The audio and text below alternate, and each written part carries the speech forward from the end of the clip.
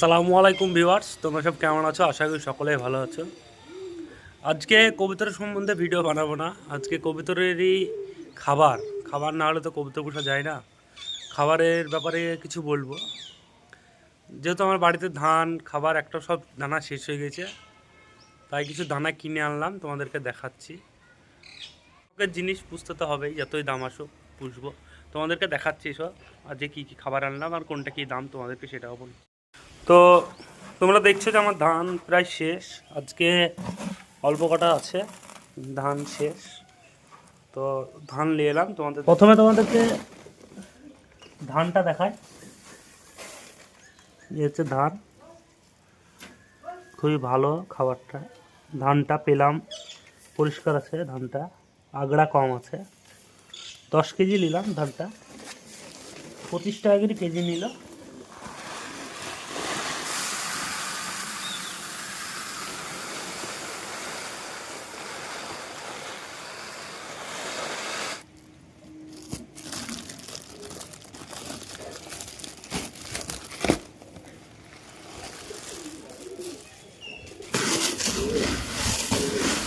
খাবারটা মিক্স করে নিতে হবে, ভালো করে মিক্স করা নাই।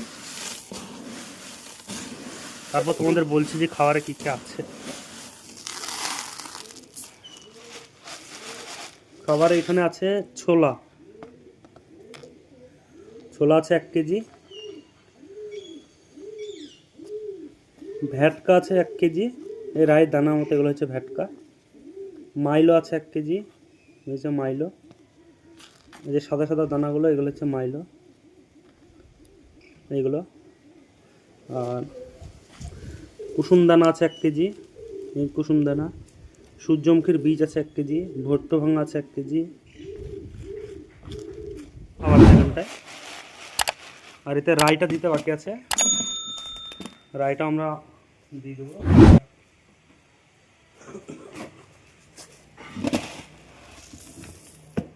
1 কেজি পরিমাণ রাই দেবো।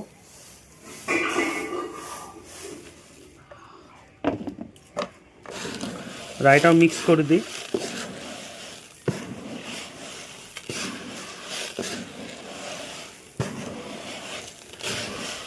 খাবার এটা, রাইটা এতে বেশি আছে, রায়ের পরিমাণটা বেশি আছে, কারণ রাইটা একটু গরম খাবার, শীতের সময় রাইটা দরকার আছে, রাইটা তার জন্য বেশি দিলাম। তৈরি করতে রায়ের দানাটা ধরলে, এই যে খাবার কটা দেখছো তোমরা, 7 কেজি 8 কেজি খাবার আছে। এই খাবার কটা মোট 400 টাকা, 400 টাকা এই খাবারটা।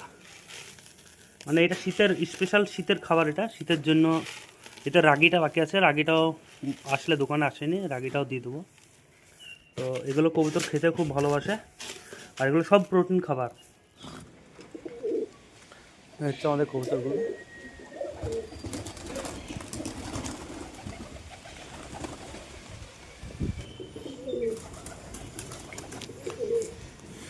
তো কবুতরগুলো সব ছেড়ে দিলাম, কবুতরগুলো এবার খেতে দিই। খাবারটা দেখাচ্ছি তোমাদের। এই খাবারটা কবুতরের খুব পছন্দের খাবার।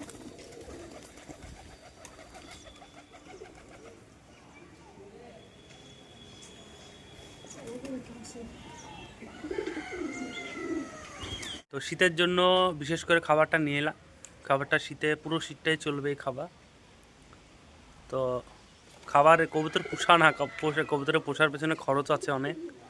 তো ভিউয়ার্স, ভিডিওটা এখানেই শেষ করছি, দেখা হচ্ছে নেক্সট ভিডিওতে। Bye bye.